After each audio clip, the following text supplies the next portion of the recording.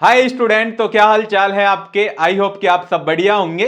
Yes, my name is Ankush Kumar and this is your beautiful सा channel gateway classes.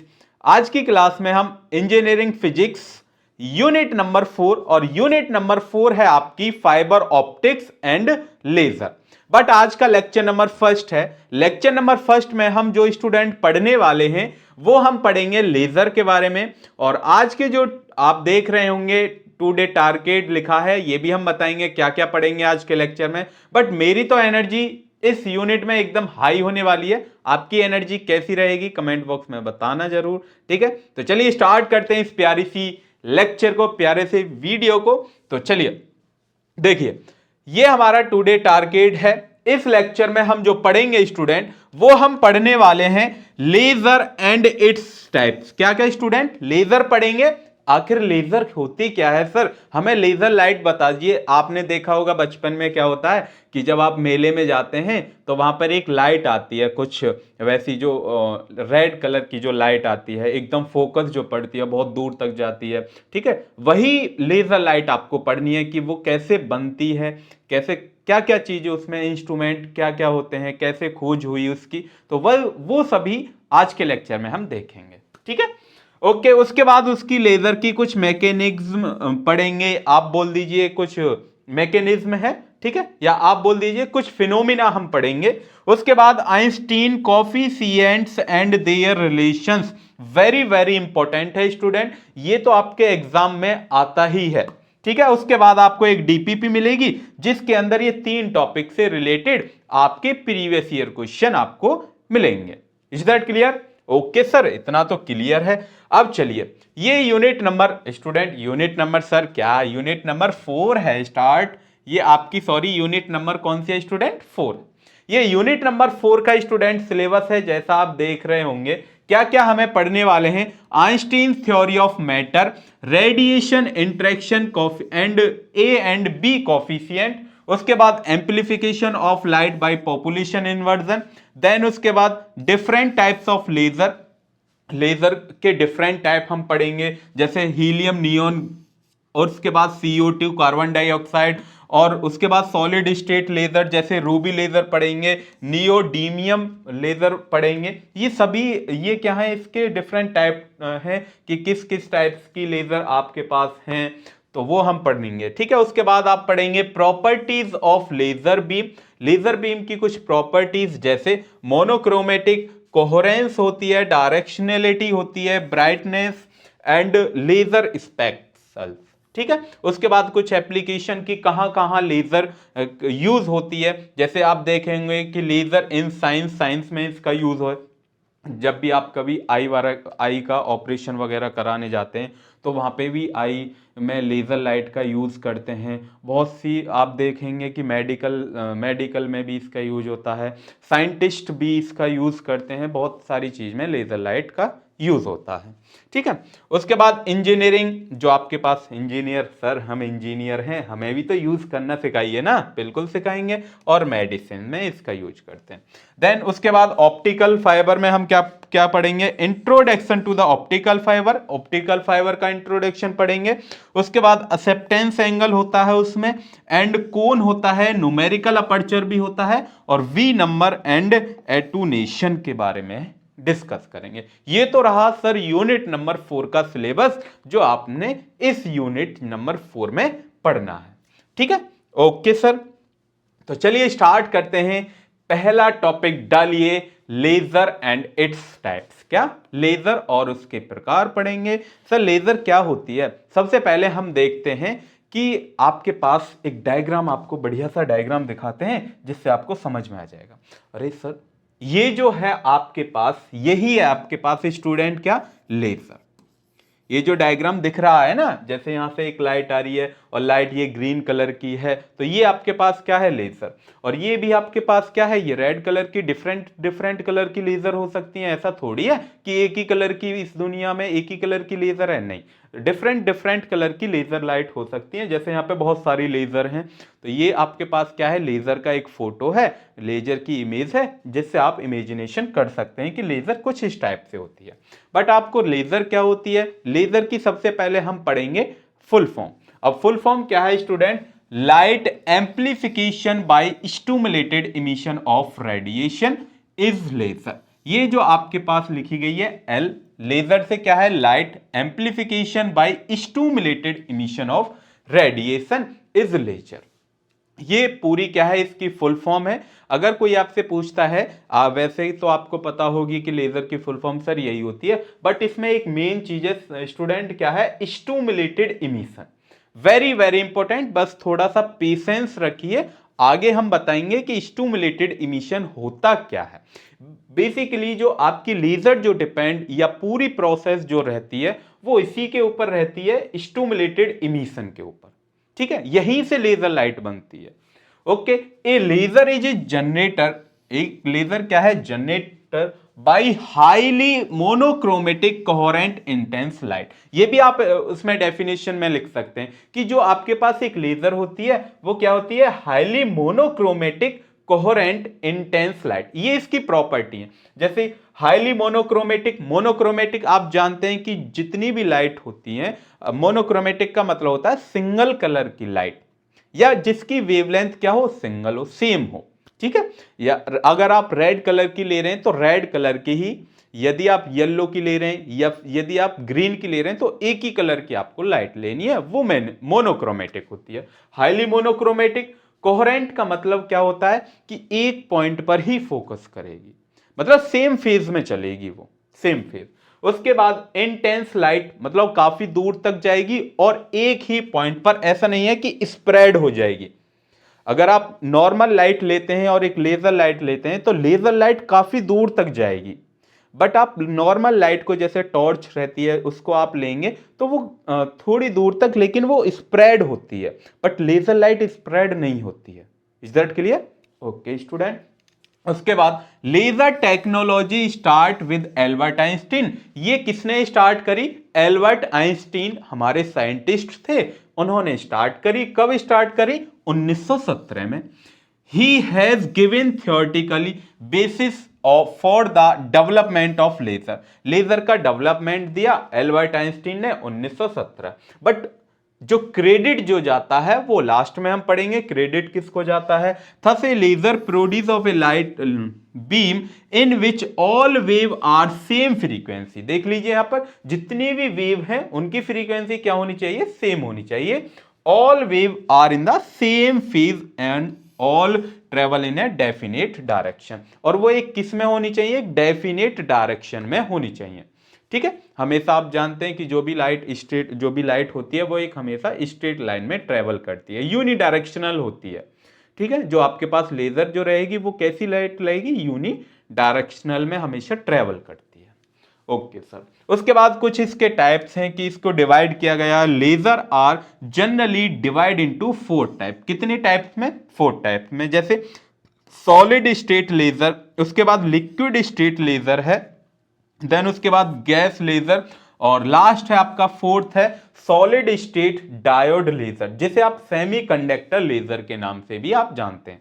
जैसे आप जानते हैं कि शिवानी है, आपके पास एक मॉडल है जिसे शिवानी के नाम से आप जानते हैं, तो उसमें आप पढ़ेंगे तो उसमें 4 टाइप ही हैं आपके, तो ये चारों टाइप ये आपको पढ़ने होते हैं। बस इनके अंदर आपको नहीं पढ़ना होता, बस आपको ये पता होना चाहिए कि हाँ जी सर ये 4 प्रकार होते हैं हमारे। ओके, देन उसके बाद ये हमने आपको डायग्राम दिखाई दिया, ये आपके पास क्या है? लेजर के डायग्राम है, जैसा आप यहां पर देख रहे होंगे। उसके बाद डिफरेंस बिटवीन लेजर और ऑर्डिनरी लाइट। अब हम पढ़ेंगे कि आपके पास एक ऑर्डिनरी लाइट होती है और एक लेजर लाइट, उन दोनों में सर आखिर डिफरेंस क्या है? क्या हम ऑर्डिनरी लाइट को लेजर लाइट बोल सकते हैं या लेजर लाइट को ऑर्डिनरी लाइट बोल सकते हैं? क्या दोनों एक ही लाइट होती हैं? ऐसा नहीं है, दोनों एक ही लाइट नहीं होती है, अलग अलग लाइट होती है, उनके कुछ डिफरेंस हैं, कुछ पॉइंट हैं, उनको हम देख लेते हैं। क्या है पहला पॉइंट? क्या है स्टूडेंट? देखिए, laser beam produce coherent light. जो आपके पास लेजर जो रहेगी वो कैसा प्रोड्यूस कोहेरेंट करेगी? कोहेरेंट लाइट को प्रोड्यूस करती है। कोहेरेंट लाइट मतलब सेम मीडियम में जाएगी, सेम फेज में, in same phase and same frequency, और उसकी कैसी रहेगी? फ्रीक्वेंसी। वाइल जबकि ordinary light source such as incandescent lamp source produce incoherent light, और इसकी जो लाइट रहेगी वो सेम मीडियम में नहीं जाती है, सेम फेज में नहीं ट्रेवल करती है जो आपके पास ऑर्डिनरी लाइट होती है। ठीक है, पहला point clear. Okay sir, next point है आपके पास, laser beam is highly monochromatic. मैंने अभी आपको बताया लेजर जो रहती है, लेजर लाइट जो रहती है वो हाईली मोनोक्रोमेटिक होती है, but while ordinary light source spread over, ordinary light क्या करती है, स्प्रेड कर जाती है, फैल जाती है। जैसा आपने टॉर्च देखी है, टॉर्च कभी आप जलाते हैं तो उसमें क्या होता है, ऑन करते हैं तो एक तरीका से क्या होता है, वो लाइट स्प्रेड होने लग जाती है। बट अगर आप एक हाथ में ऑर्डिनरी लाइट लीजिए, जो टॉर्च रहती है, एक में लेजर, तो आपको डिफरेंस समझ में आ जाएगा कि कौन सी लाइट स्प्रेड कर रही है और कौन सी लाइट स्प्रेड नहीं कर रही है। ओके, उसके बाद वेवलेंथ रेंज, इसकी जो वेवलेंथ जो रहती है वो कहां से 100 एंगस्ट्रॉन से 1000 एंगस्ट्रॉन तक रहती है। उसके बाद नेक्स्ट पॉइंट है, laser beam is extremely intense. Laser beam जो रहती है वो एक्सट्रीमली इंटेंस, बट वाइल जबकि the intensity of ordinary light source decrease, इसकी जो इंटेंसिटी रहती है वो क्या रहती है, डिक्रीज रहती है। अगर आप किसी लेजर लाइट को एक पॉइंट पर फोकस कराएंगे तो उसकी वहां पर जो पॉइंट जो रहेगा उस पॉइंट पर उसकी इंटेंसिटी बहुत मैक्सिमम रहती है, बट आपके पास एक ऑर्डिनरी लाइट को जैसे ही ऑन करते हैं तो वो स्प्रेड हो जाती है, जिस वजह से उसकी इंटेंसिटी क्या हो जाती है, कम हो जाती है। Clear. Okay, rapidly with the distance, distance के अकॉर्डिंग कम होती है। Laser beam does not diverge, ये क्या होती है, लेजर बीम डाइवर्ज नहीं होती है, केवल एक यूनी डायरेक्शनल में ट्रेवल करती है। Ordinary light source are highly diverge, ये हाईली डाइवर्ज होती है, that is the light travels long distance with the spreading. ठीक है, नेक्स्ट, ये जैसा आप देख रहे होंगे ये आपके पास डायग्राम है, मैंने दोबारा ये आपके पास लाए, जैसे आप मेले में जाते हैं, मेले में 50 रुपए की मिलती है, फिलहाल तो अब पता नहीं, हमने कभी खरीदी नहीं है। ठीक है, और ये आपके पास जैसे ये ऑर्डिनरी लाइट है, जो आपके घर में एक बल्ब होता है, बल्ब से क्या है, बहुत सारी वेवलेंथ निकल रही है, सेम मीडियम में नहीं है, सेम फेज में नहीं है, ये मोनोक्रोमेटिक नहीं है, बट ये क्या है आपके पास, मोनोक्रोमेटिक है। जैसे यहाँ पे आप देखेंगे ये मोनोक्रोमेटिक है, ये लेजर है, ये ऑर्डिनरी है। तो इसमें आप देखेंगे एक ही कलर की लाइट है, यदि आप ग्रीन, तो ग्रीन कलर की है, यहां पर बहुत सारे कलर हैं, तो ये ऑर्डिनरी है। ठीक है, नेक्स्ट पॉइंट, डायरेक्शनल, अगर आप देखेंगे लेजर लाइट को एक ही डायरेक्शन में ट्रेवल कर रही है, और यहां पर बहुत सारी डायरेक्शन है, जैसे यहां पे आप देख पा रहे होंगे। ठीक है, देन उसके बाद कोहेरेंट, कोहेरेंट का एक ही फेज में जा रही है, एक ही फेज है, एक ही मीडियम, और यहां पर क्या है, बहुत सारे, देख लीजिए आप। ठीक है, और यही आपके पास क्या है, डिफरेंस है लेजर लाइट और ऑर्डिनरी लाइट में। उसके बाद करेक्टरिस्टिक ऑफ रेडिएशन, रेडिएशन की कुछ करेक्टरिस्टिक पढ़ी है। यदि आपको स्पीड स्लो लग रही है तो आप यूट्यूब की सेटिंग में जाकर स्पीड इंक्रीज कर सकते हैं। ठीक है, बट हम थोड़ा थोड़ा फास्ट। पहला है आपके पास परफेक्टली मोनोक्रोमेटिक, आप जानते हैं मोनोक्रोमेटिक लाइट होती है एक कलर की, single layer. A laser emit light beam of a single frequency and single wavelength, मतलब सिंगल कलर की लाइट होती है। जी सर। उसके बाद हाईली इंटेंस होती है, the power per area is concentrated with the small area पर एकदम कंसंट्रेट करती है। Highly coherent, the constituent waves are exactly in the same phase, एक ही सेम फेज में चलती है।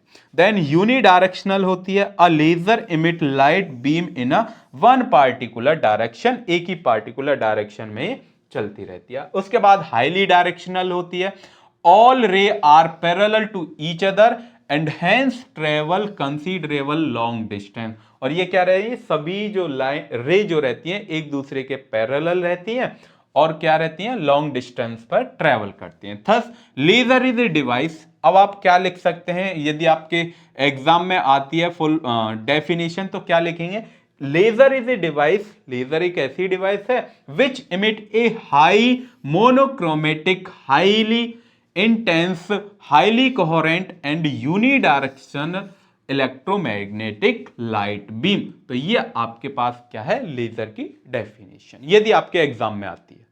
क्लियर। Okay sir. उसके बाद अब इसकी हम कुछ मैकेनिज्म पढ़ने जा रहे हैं, या आप बोल दीजिए कुछ फिनोमिना पढ़ने जा रहे हैं जिससे हम लेजर लाइट को प्रोड्यूस कर सकते हैं, लेजर लाइट को बना सकते हैं।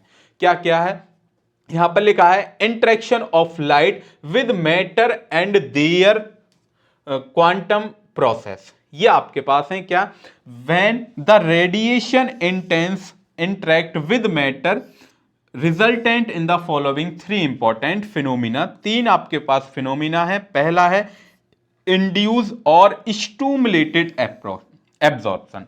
सबसे पहला फिनोमिना क्या है, स्टूमुलेटेड एब्जॉर्प्शन। उसके बाद नेक्स्ट है स्पॉन्टेनियस इमिशन। दूसरा फिनोमिना है स्पॉन्टेनियस इमिशन। और तीसरा फिनोमिना क्या है, स्टूमुलेटेड इमिशन। कौन सा है तीसरा फिनोमिना, स्टूमुलेटेड इमिशन। अब तीनों के बारे में हम वेरी डीपली डिस्कस करेंगे। अगर ये यहां से आपके समझ में आए गए तो आगे जाके हम बहुत सारे दो मेन जो आपके पास दो जो हैं क्या लेजर, एक रूबी लेजर है, एक हीलियम नियोन लेजर है, वो बहुत आसानी से समझ में आ जाएंगे, बहुत वेरी एकदम बढ़िया तरीका से समझ में आ जाएंगे यदि ये आपने तीनों प्रोसेस या तीनों फिनोमिना यहां पर आपको समझ में आ गए। तो सबसे पहले मैं तुम्हें थोड़ा सा आपको इंट्रोडक्शन देता हूं कि क्या क्या कहते हैं। देखिए सबसे पहले आप जानते हैं, क्या जानते हैं सर, ये आपके पास हमने बना दिया एक सर्किल। इस सर्किल के अंदर एक और सर्किल बनाते हैं। इस सर्किल के अंदर हम एक और सर्किल बना देते हैं। बिल्कुल सर बना दीजिए, ये हमने थोड़ा सा बस टाइम दीजिए, मैं बना लेता हूं। और इस सर्किल के अंदर एक और सर्किल बना लेते हैं। ठीक है, इस सर्किल के अंदर एक और बना लेते हैं, लीजिए सर। ओके, ये हमने सर्किल के अंदर सर्किल बना दीजिए जी। अब आप जानते हैं ये एक तरीका से आउटर मोस्ट सेल है। क्या है, आउटर मोस्ट सेल जो पढ़ते हैं आप केमिस्ट्री में जो पढ़ते हैं वही सेल है यहां पर। आप जानते हैं ये प्रोटॉन होता है इसके अंदर, प्रोटॉन पी पॉजिटिव। उसके बाद एक इलेक्ट्रॉन, मैं मानता हूं कि ये जो आपके पास है ये दूसरे नंबर की, एक दो तीसरे नंबर की सेल है।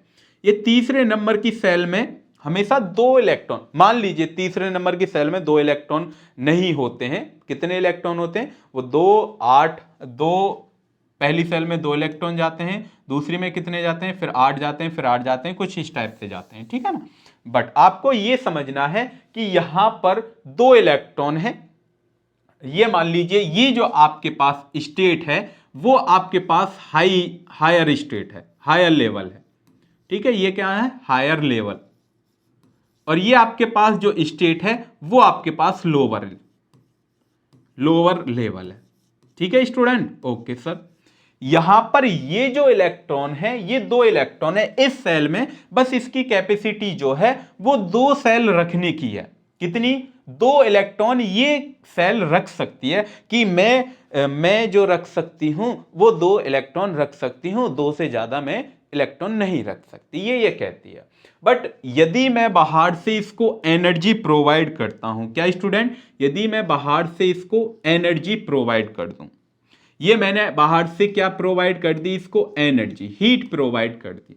जब मैं इसको एनर्जी प्रोवाइड करूंगा तो ये जो इलेक्ट्रॉन है ये क्या करेगा, यहां से पहले ये स्टेबल स्टेट में था, ये यहां से क्या करेगा, ये बाहर जाना चाहेगा, तो ये हायर लेवल में इलेक्ट्रॉन आ जाएगा। जैसे ये हायर लेवल में हमने थोड़ी सी इसको एनर्जी दी, एनर्जी देने के बाद ये इलेक्ट्रॉन यहां से कहां पर आ गया, आउटर मोस्ट सेल में आ गया, बाहर वाली लेयर में आ गया। और बाहर वाली लेयर को हमने क्या नाम दिया था, हायर लेवल स्टेट नाम दिया था। ये बाहर वाली लेयर में पहुंच गया। जैसे इसको पहुंचने के बाद इसको कंफर्टेबल भी तो होना है भाई, स्टेबल भी तो होना है। अब ये क्या करेगा, इस यहीं से जैसे ये इसको हमने थोड़ी सी एनर्जी देने के बाद इस स्टेट से हमने दूसरी स्टेट को पहुंचा दिया, इस प्रोसेस को ही हम बोलते हैं स्टूमुलेटेड एब्सॉर्प्शन। क्या बोलते हैं, स्टूमुलेटेड एब्सॉर्प्शन। Clear student. देखिए यहां पर हमने अभी आपको बताया था स्टूमुलेटेड एब्सॉर्प्शन। स्टूमुलेटेड एब्सॉर्प्शन क्या होता है कि हमें थोड़ी सी एनर्जी, यदि किसी भी हम इलेक्ट्रॉन को, किसी भी प्रोटॉन को, किसी भी मॉलिक्यूल्स को थोड़ी सी भी एनर्जी दे देते हैं और वो अपने लेवल से किसी दूसरे लेवल में, हायर स्टेट लेवल में पहुंच जाता है, तो उस प्रोसेस को, उस मैकेनिज्म को हम बोलते हैं स्टूमुलेटेड एब्सॉर्प्शन। क्यों? क्योंकि उसने एनर्जी को क्या करा? एब्जॉर्ब। जैसे ही एनर्जी को एब्जॉर्ब किया है, वो अपनी स्टेट को छोड़कर ऊपर वाली स्टेट में पहुंच गया है। उस प्रोसेस को आप बोलते हैं स्टूमुलेटेड एब्सॉर्प्शन। Clear student? जी सर, इतना तो क्लियर।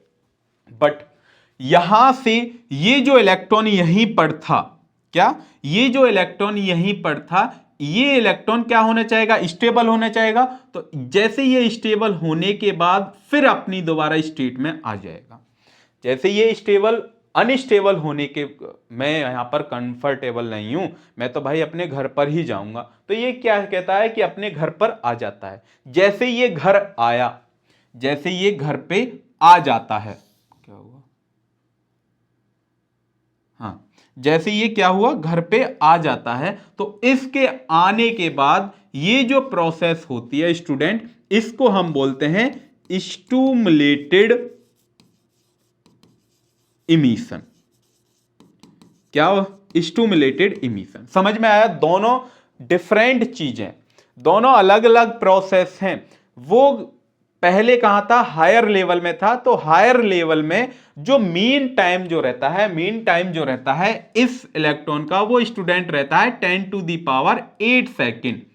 कितना रहता है? 10⁸ सेकेंड। बहुत ना के बराबर टाइम रहता है। इतनी देर में तो वो नीचे अपनी स्टेट में आ जाता है। ठीक है? जैसे ही आ जाने के बाद उस प्रोसेस को आप बोलते हैं स्टूमुलेटेड इमिशन। क्लियर? जी सर, क्लियर। अब एक और लास्ट में तीसरी और मैकेनिज्म थी। वो तीसरी मैकेनिज्म क्या थी कि यदि मैं बोलता हूं कि ये जो इलेक्ट्रॉन यहां पर था, इसको मैं बाहर से थोड़ी सी और एनर्जी दे देता हूं। क्या था? ये इलेक्ट्रॉन पहले यहां पर था या नहीं? जी सर, था। इसको मैं थोड़ी सी हीट और प्रोवाइड कर देता हूं, थोड़ी सी हीट और दे देता हूं मैं इसको, थोड़ी सी एनर्जी।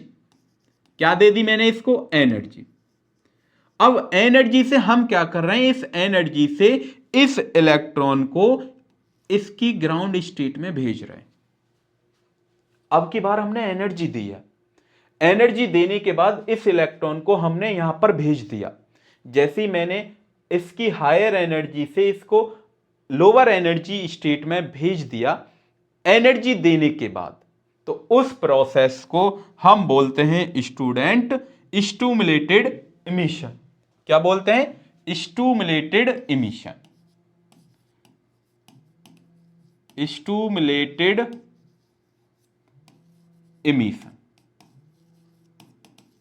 ठीक है? स्टूमुलेटेड इमिशन बोलते हैं। क्लियर? तीनों चीज समझ में आई है? हाँ जी सर, तीनों चीज हमारी एकदम बढ़िया समझ में आ गई कि क्या क्या होता है। देखिए सब, एक बार और मैं रिवाइज करवा देता हूं कि क्या, पहले ये आपके पास एक स्टेट है जिसके अंदर दो इलेक्ट्रॉन ही आ सकते हैं। ये आपके पास, मैं बोलता हूं कि मैं बाहर से कुछ एनर्जी दे देता हूं और ये इलेक्ट्रॉन एब्जॉर्ब करके ऊपर स्टेट में चला जाता है। उस प्रोसेस को हम बोलते हैं स्टूमुलेटेड एब्सॉर्प्शन। क्यों? क्योंकि उसने बाहर से क्या करी है? एनर्जी स्टोर करी, एब्जॉर्ब करी है, और एब्जॉर्ब करने के बाद पहले यहां पर था, वो अपनी दूसरी पोजीशन पर आ गया, दूसरे लेवल पर आ गया। अब क्या होता है कि दूसरे लेवल पर वो कितनी देर रुकेगा? 10⁸ सेकेंड का वेट करेगा।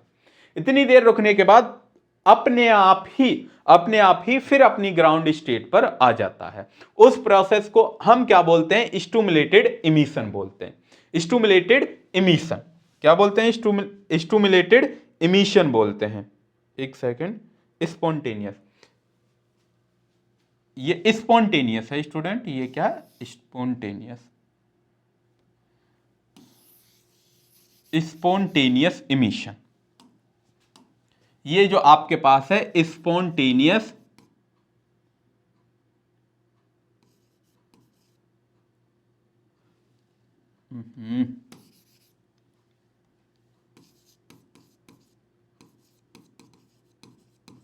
Spontaneous emission.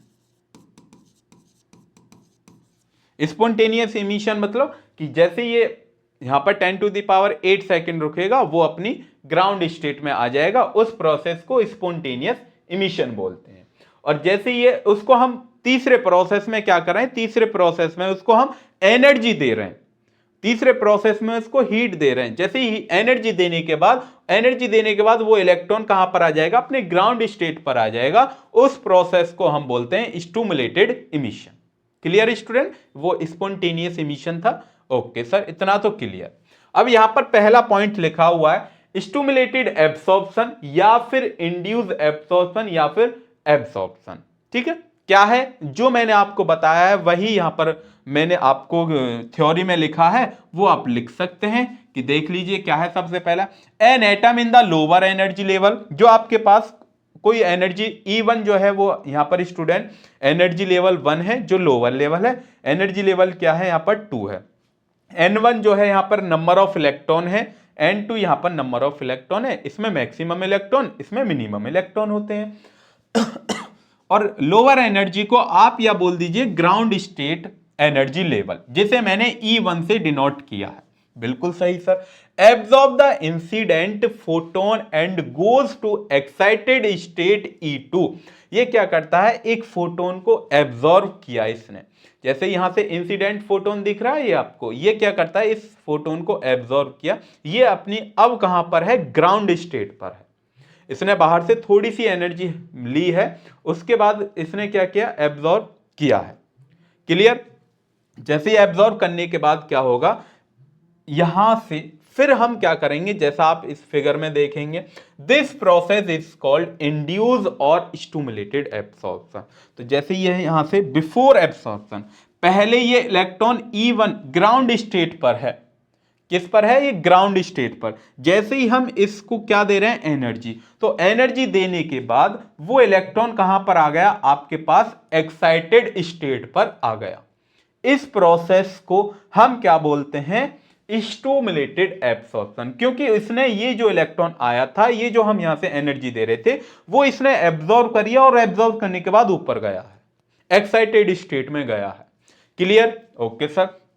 लेट E1 और E2 be the energy of the ground and excited state. E1 और E2 यहां पर क्या है, एनर्जी है एक्साइटेड स्टेट की of an atom. Suppose if a photon of energy E2 minus E1 is equal to H nu. और जो यहां से एनर्जी जो रिलीज जो होगी वो E2 minus E1 is equal to क्या रहेगा, एच न्यू के इक्वल रहेगा। ये आपको याद रखना है, E2 minus E1 is equal to H new.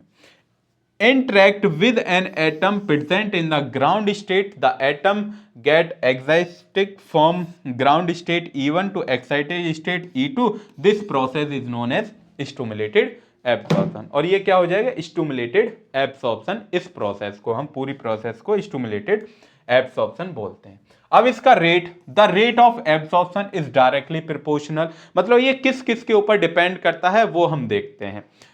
जैसा आप देखेंगे इस डायग्राम में, अभी क्या डायग्राम था ये, तो यहां से क्या हो रहा था कि एक फोटोन ही तो आ रहा था, और फोटोन क्या है यहां पर, नंबर ऑफ इलेक्ट्रॉन। तो ये किसके ऊपर डिपेंड, डायरेक्टली प्रोपोर्शनल है, ये डायरेक्टली प्रोपोर्शनल है नंबर ऑफ इलेक्ट्रॉन के ऊपर, N1 के ऊपर। सबसे पहला number of atom in the lower energy state, then उसके बाद क्या है, एनर्जी डेंसिटी के ऊपर। कुछ ना कुछ तो एनर्जी ली थी ना उसने, तो एनर्जी डेंसिटी के ऊपर। ठीक है, ये हमने एनर्जी डेंसिटी के डायरेक्टली प्रोपोर्शनल। मैथमेटिक के अकॉर्डिंग हम ये लिख सकते हैं कि P12 P से 1 तक जा रहा है। ये कहां से, P से 1 से कहां तक जा रहा है, 2 तक जा रहा है। तो इसलिए P12 हमने लिखा है स्टूडेंट। तो P12 प्रोबेबिलिटी, P का मन है, P का जो मीन है यहां पर वो प्रोबेबिलिटी है। प्रोबेबिलिटी 1 से 2 तक। तो इसको हम क्या लिख सकते हैं, directly proportional N1 E H new लिख सकते हैं, E1 E न्यू। क्लियर? उसके बाद इस डायरेक्टली प्रोपोर्शनल को जैसे ही आप हटाएंगे तो इक्वल टू में आएगा B12। क्या आएगा यहां पर, B12। और ये जो B12 है यही आपके पास क्या है, Einstein coefficient of absorption. Clear student? Okay sir, इतना तो क्लियर है। ओके, तो ये आपके पास क्या आया, B P12 is equal to B12N1 और ये आपके पास P ई है, ये रो नहीं है, ई, ठीक है ना स्टूडेंट, ई है।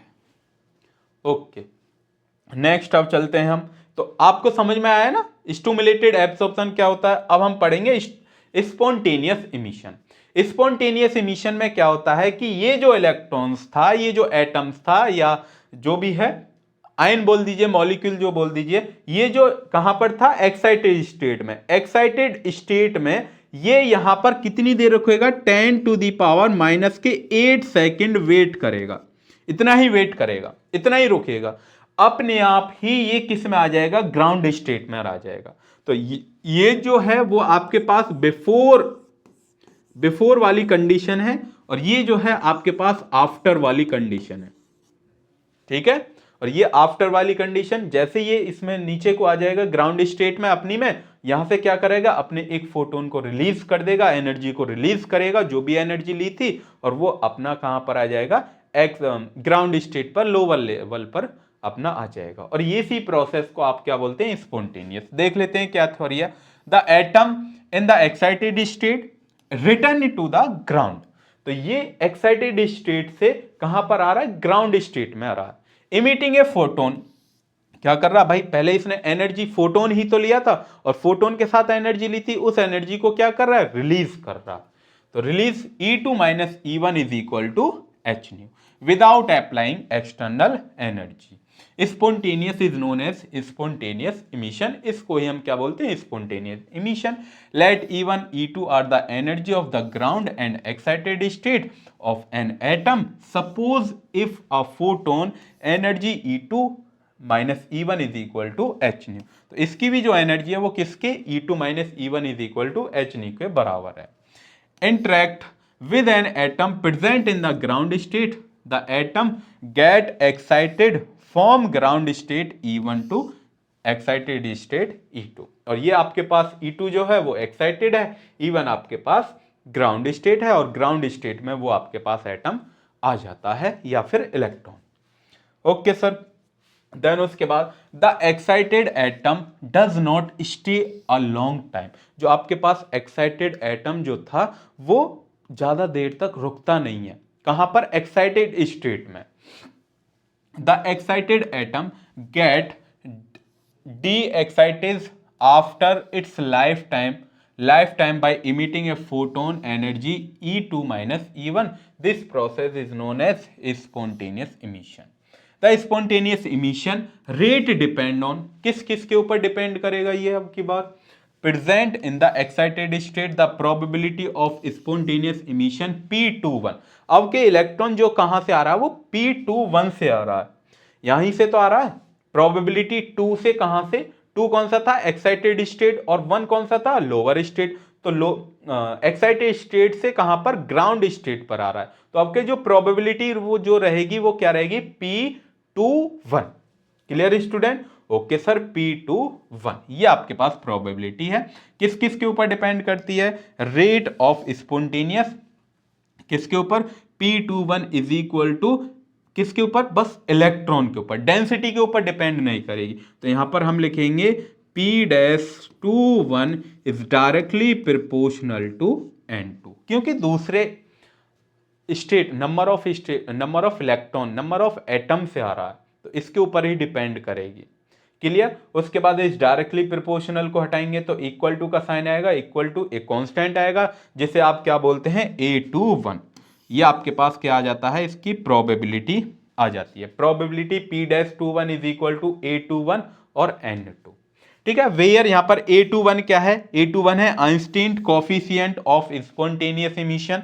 उसके बाद ordinary light is obtain from spontaneous emission. जो आपके पास ऑर्डिनरी जो लाइट रहेगी वो कहां से, स्पॉन्टेनियस इमिशन से मिलती है हमें, ठीक है, ऑब्टेन होती है। The mean life of atom is excited state is 10⁻8 second. मैंने अभी आपको बताया जो आपके पास एटम जो रहेगा उसमें एक्साइटेड स्टेट में कितनी देर तक रहेगा, 10⁻8 सेकेंड तक रहता है, ठीक है। अब देख लीजिए, 1 सेकंड को 10⁸ से डिवाइड करना है, इतने टाइम तक रहता है। तो आप समझ सकते हैं कि कितना टाइम है, बहुत ना के बराबर टाइम है। स्टिमुलेटेड इमिशन जो लास्ट है, जो लेजर जो डिपेंड करती है, जो लेजर जो बनती है, वो इस प्रोसेस, इस फिनोमिना के ऊपर बनती है। वो हम चलिए देख लेते हैं क्या है। देखिए, यहां पर मैं आपको एक्सप्लेन कर चुका हूं, फिर भी मैं आपको एक बार बता देता हूं कि यहां पर पहले यहां पर क्या था, बिफोर। ये बिफोर वाली कंडीशन है स्टूडेंट, पहला जो डायग्राम है। और ये जो डायग्राम है ये आपके पास आफ्टर वाली कंडीशन है। Clear sir? आप देखेंगे इलेक्ट्रॉन जो था वो ग्राउंड स्टेट से एक्साइटेड स्टेट में पहुंच चुका था। जी सर, पहुंच चुका था। अब यहां से क्या करें हम, तो यहां से ये 10⁸ सेकंड तक रुका था, उसके बाद नीचे आ रहा था अपने ग्राउंड स्टेट में। बट इसको हम यहीं पर कुछ एनर्जी दे दें, इसको हम 10⁸ तक रुकने ना दें, इसको हम तुरंत एनर्जी दे दें, और ये जो इलेक्ट्रॉन है वो क्या आ जाएगा, उसके अपने ग्राउंड स्टेट में आ जाएगा। एनर्जी देने के बाद, यहां पर एनर्जी दे रहे हैं हम, एनर्जी दे रहे हैं यहां पर, वहां पर कुछ एनर्जी नहीं दे रहे थे, वो अपने आप ही सेल्फ प्रोसेस हो रही थी। बट यहां पर हम इसको एनर्जी प्रोवाइड कर रहे हैं।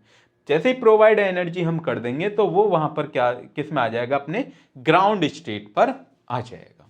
क्लियर? यही प्रोसेस, यही थ्योरी यहां पर लिखी है। क्या है? The atom in the excited state can also return to the ground state by applying external energy. यहां पर हम क्या कर रहे हैं, अप्लाई कर रहे हैं एक्सटर्नल एनर्जी को। क्लियर? और inducement of a photon thereby emitting 2 photon, और यहां से कितने फोटोन रिलीज होंगे, 2। अब 2 कैसे होंगे सर? देखिए, एक फोटोन्स तो था यहां पर, जी सर। अब यहां से क्या होगा, एक फोटोन हमने इसको जो एनर्जी दिया, फोटोन ही तो दिया था, तो ये इसने क्या करा, यहां से इस स्टेट पर आ गया। आने के बाद क्या हुआ, तो यहां पर कितने फोटोन हो गए, 2।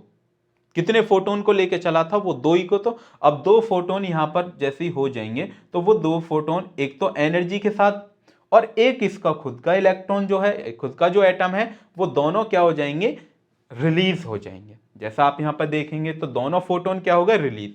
और इनकी जो वेवलेंथ या फ्रीक्वेंसी जो रहेगी वो सेम रहेगी, और एक ही डायरेक्शन में ये ट्रेवल करेंगे। ऐसा नहीं है कि अलग अलग डायरेक्शन में ट्रेवल करेंगे, एक ही डायरेक्शन में ये मूव करेंगे। Clear? Okay.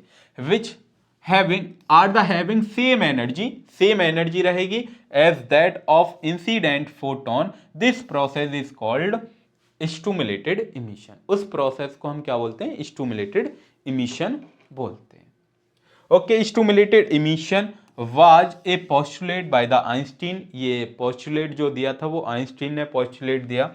Late E1 and E2 be the energy of the ground state and excited state. यहाँ पर E1 और E2 जो है वो एक्साइटेड और ग्राउंड स्टेट की एनर्जी है एटम की। Let a photon of energy E2 minus E1 is equal to H nu, और इसकी जो एनर्जी है वो किसके बराबर है, E2 minus E1 is equal to H new.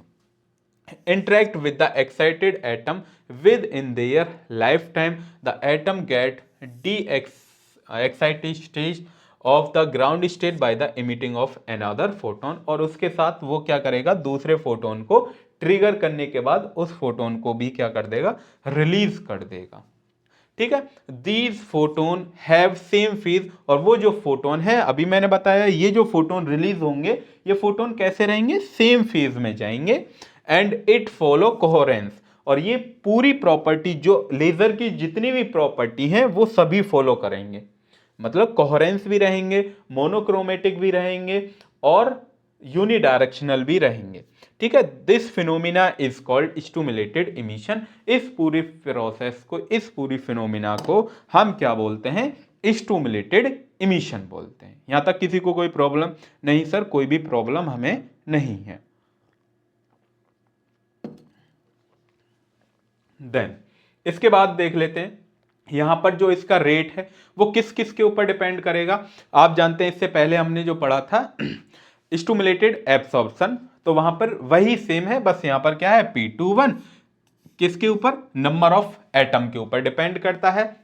Number of atom यहां पर है number of atom, excited state N2, N2 से ही तो आ रहा था वो इलेक्ट्रॉन उसके ऊपर, और एनर्जी स्टेट, एनर्जी डेंसिटी। तो इसको मैथमेटिकली हम क्या लिख सकते हैं, P∬21 directly proportional N2 energy of energy density, energy density हमने लिख दी। उसके बाद प्रोपोर्शनल को हटाने के बाद क्या आएगा, इज इक्वल टू, और यहां पर ये जो B21 है, क्योंकि प्रोपोर्शनल को आप हटाते हैं तो कांस्टेंट आता है, तो यहां पर कांस्टेंट हमने क्या माना, B21। जैसे B21, और B21 क्या है यहां पर, Einstein coefficient of stimulated emission. अभी ये आपको याद रखने हैं, जितनी भी हमने तीनों प्रोसेस आपको बताई हैं वो सभी आपको याद रखनी है। क्यों, क्योंकि अभी हम एक रिलेशन पढ़ेंगे इसके बारे में, ठीक है। तो चलिए, यहां पर लेजर लाइट इज ऑब्टेन, जो लेजर लाइट जो आपको मिलेगी वो कहां से मिलेगी, स्टिमुलेटेड इमिशन। ये जो आपके पास अभी जो हमने पढ़ा है, इससे आपको लेजर लाइट मिलेगी। Clear, okay sir. नेक्स्ट, उसके बाद इसमें हम डिफरेंस देख लेते हैं। यदि आपके पास 2 मार्क्स में या फिर 5 मार्क्स में पूछ लिया जाता है, या फिर किसी क्वेश्चन में मर्ज करके भी आ सकता है, तो इसमें हम डिफरेंस देख लेते हैं किस किस के बीच में, स्पॉन्टेनियस इमिशन और स्टिमुलेटेड इमिशन के बीच में। स्पॉन्टेनियस इमिशन, स्पॉन्टेनियस इमिशन में emitted photon can move in any direction. जो आपके पास फोटोन जो था, इमिटेड जो फोटोन था वो कहीं पर भी जा रहा था, किसमें, स्टिमुलेटेड इमिशन। स्टिमुलेटेड इमिशन कौन सा था, स्टिमुलेटेड इमिशन ये था आपके पास, स्टिमुलेटेड एब्सॉर्प्शन है, स्टिमुलेटेड इमिशन, स्पॉन्टेनियस, हाँ स्टिमुलेटेड इमिशन तो यही है। तो यहां पर जो था वो क्या था, इलेक्ट्रॉन जो था वो कहीं भी डायरेक्शन में मूव कर रहा था। स्पॉन्टेनियस है, नहीं स्टिमुलेटेड में नहीं है, स्पॉन्टेनियस। स्पॉन्टेनियस में ये जो इलेक्ट्रॉन्स था वो कहीं पर भी जा सकता है, ऐसा नहीं है कि एक ही डायरेक्शन में जाएगा, जहां इसका मन करेगा वहां जाएगा ये। Clear, okay. यहां पर आप देखते हैं कि सेम डायरेक्शन में जो 2 इलेक्ट्रॉन, जो दूसरा वाला इलेक्ट्रॉन था वहीं पहला वाला इलेक्ट्रॉन जाता है। और यहां पर जो लाइट जो रहती है, emitted radiation are not coherent, यहां पर कोई भी सेम फेज नहीं होता है, यहां पर क्या रहता है, कोहेरेंट लाइट होती है स्टिमुलेटेड इमिशन में, क्योंकि लेजर लाइट है। लेजर लाइट ये हमें देगी emission, emitted photon from various atom have no phase relationship between them, उनके बीच में कोई भी फेज रिलेशनशिप नहीं था। और यहां पर emitted photon have same frequency, इसके पास क्या थी, सेम फ्रीक्वेंसी और इन same phase with incident photon. The rate of spontaneous emission is directly proportional to the number of atom। यहां पर जो रेट था, प्रोबेबिलिटी जो थी एटम की, वो किसके ऊपर डिपेंड कर रही थी, नंबर ऑफ एटम के ऊपर, वो भी किसमें, एक्साइटेड स्टेट में, not ground state, only excited state E2। ठीक है, यहां पर जो कर रही थी वो 2 के ऊपर, डेंसिटी के ऊपर भी कर रही थी। The rate of spontaneous emission is directly proportional to the number of atom in the excited state and energy density. Energy density के ऊपर भी rate of stimulated emission depend था। ठीक है, उसके बाद ऑर्डिनरी लाइट इज ऑब्टेन, यहां से क्या मिल रहा था हमें, ऑर्डिनरी लाइट मिल रही थी, और यहां से हमें लेजर लाइट मिल रही थी। क्लियर, स्टिमुलेटेड से हमें क्या मिलती है, स्टिमुलेटेड इमिशन से हमें लेजर लाइट मिलती है, और स्पॉन्टेनियस इमिशन से हमें ऑर्डिनरी लाइट मिलती है। ओके सर, अब हम पढ़ लेते हैं, वेरी वेरी इंपॉर्टेंट है स्टूडेंट, वेरी वेरी इंपॉर्टेंट है।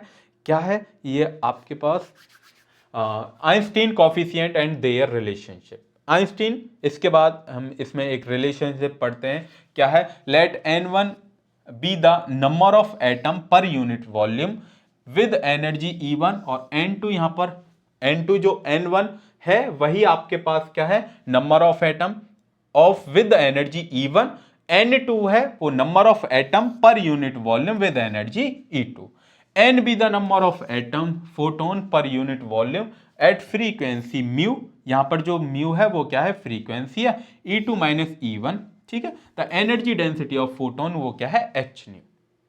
यहां पर सबसे पहले स्टिमुलेटेड हमने आपको पढ़ाया था। स्टिमुलेटेड एब्सॉर्प्शन में वो किस किस के ऊपर डिपेंड कर रहा था, प्रोबेबिलिटी या फिर आप रेट भी बोल सकते हैं। वो किसके ऊपर डिपेंड था, वो P1 से जा रहा था 2 में, is equal to the N1 B12 और एनर्जी डेंसिटी के ऊपर। यही तो तीन थे, हाँ जी सर यही तीन थे। तो ये आपके पास इसके ऊपर डिपेंड था, ठीक है।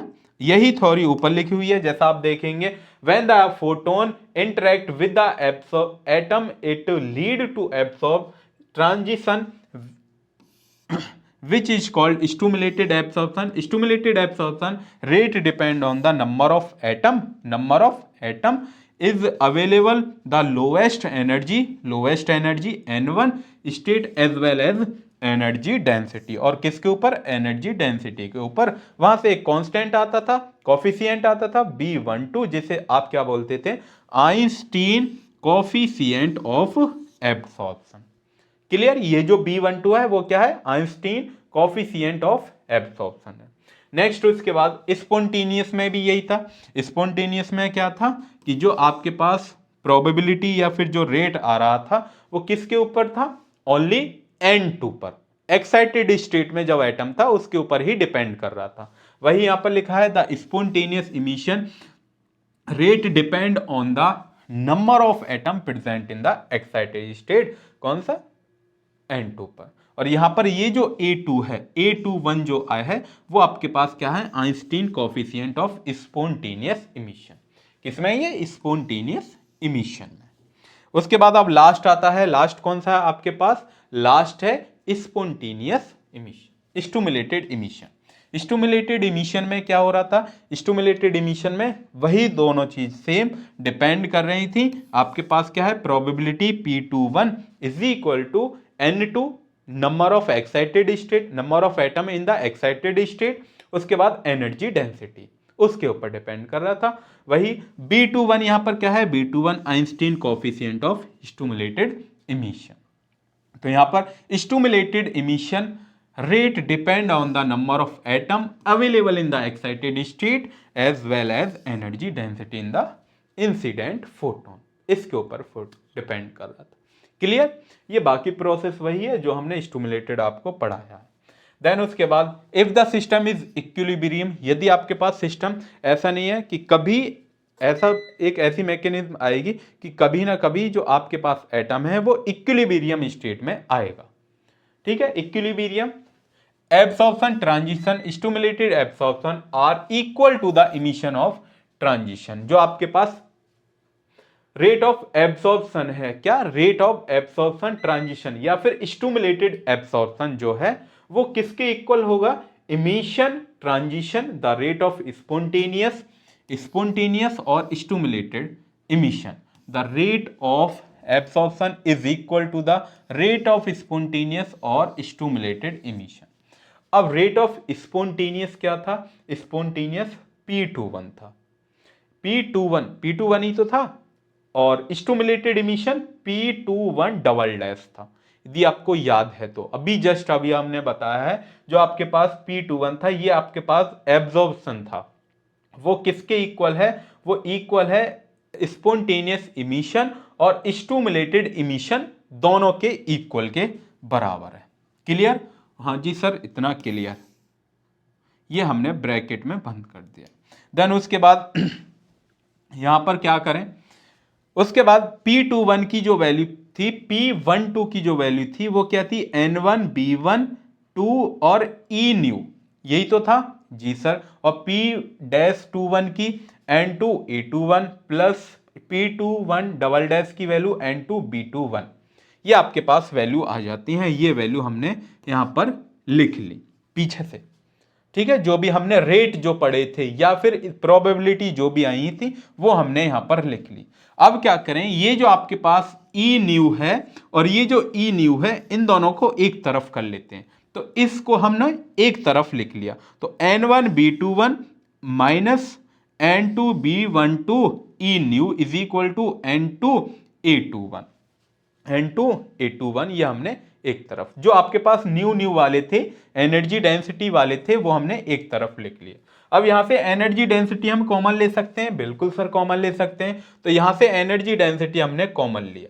कॉमन लेने के बाद एक तरफ क्या बचा, N2A21।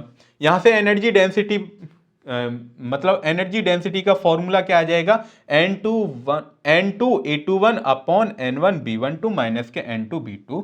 ये जो इक्वेशन थी उसको हमने नीचे लिया है। अब नीचे ले जाने के बाद क्या करें, हम यहां से फॉर्मूला बनाना चाह रहे हैं, किसका, एनर्जी डेंसिटी का। जैसे एनर्जी डेंसिटी का हम फॉर्मूला बनाना चाहेंगे तो यहां पर जो N2B21 है, इसको यहां से नीचे से हमने कॉमन ले लिया। जैसे ही आप कॉमन ले लेंगे, N1B21 हमने कॉमन लिया। जब यहां पर ये चीज है नहीं तो यहां पर आएगी क्या, B12 B21 और N1 और N2 ये हमने लिख लिया। क्लियर। उसके बाद -1, क्योंकि ये चीज हमने कॉमन ली है तो -1 आएगा यहां पर, तो लिख लिया।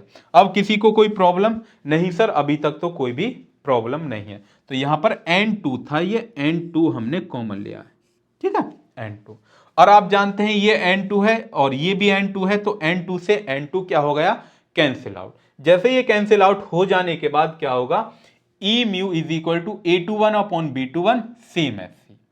अब आप जानते हैं according to Boltzmann distribution law, Boltzmann distribution law के अकॉर्डिंग क्या होता है, इसको इक्वेशन नंबर 2 का नाम दिया है और ये आपके पास जो थी ये मान लेता हूं मैं इक्वेशन नंबर 1।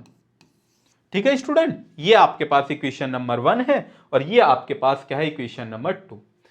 अब हम क्या करते हैं, according to Boltzmann distribution law, उसके अकॉर्डिंग क्या है, N1 अपॉन N2 मतलब number of atom in the ground state, number of atom in the excited state का रेशियो इक्वल होता है e⁻E2 minus E1 upon KT के। क्लियर।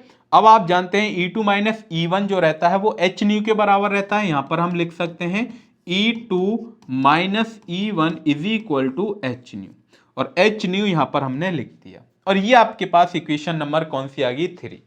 अब यहां पर N2 अपॉन N1 जो है, यहां पर भी तो N2 अपॉन N1 है, तो हम क्या कर रहे हैं, यूजिंग इक्वेशन नंबर 2, जहां पर N2 अपॉन N1 है उसकी वैल्यू को हम यहां पर रख रहे हैं।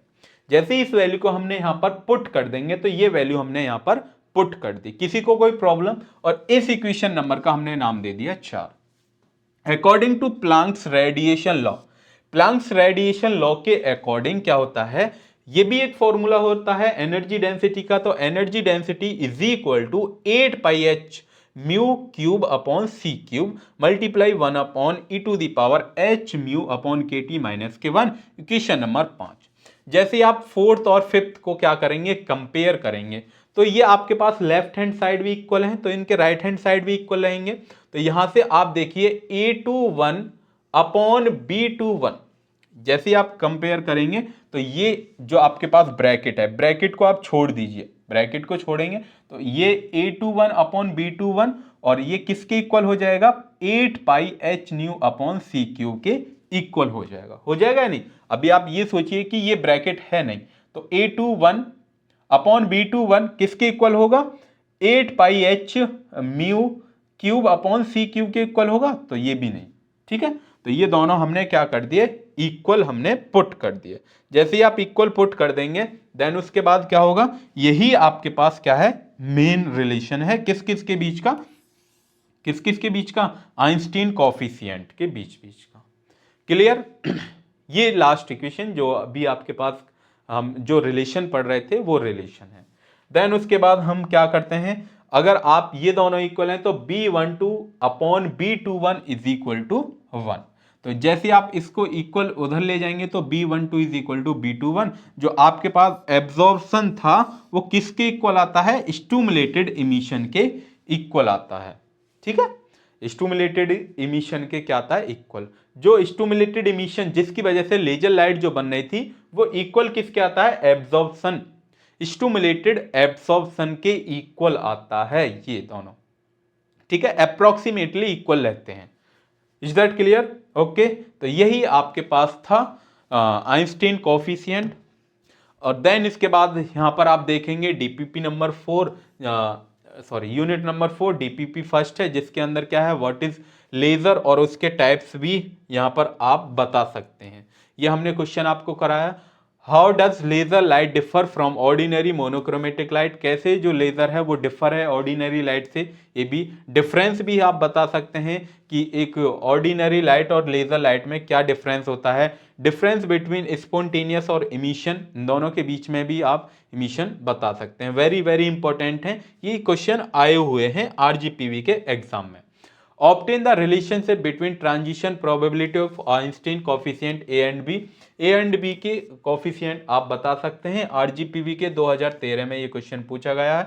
वही क्वेश्चन दोबारा आया 2010 में भी, यही question same, Einstein A and B coefficient relationship जो भी था वो आपके पास 2022 में भी आया हुआ है। Explain how stimulated emission is essential for lazing action, तो ये 2014 में पूछा गया। तो स्टिमुलेटेड इमिशन क्या होता है ये भी हमने आपको करा दिया। State the necessary condition for the stimulated emission, क्या क्या कंडीशन रहते हैं आइंस्टीन ए और बी कोफिशिएंट, ये भी आपके पास 2008 में पूछा गया है।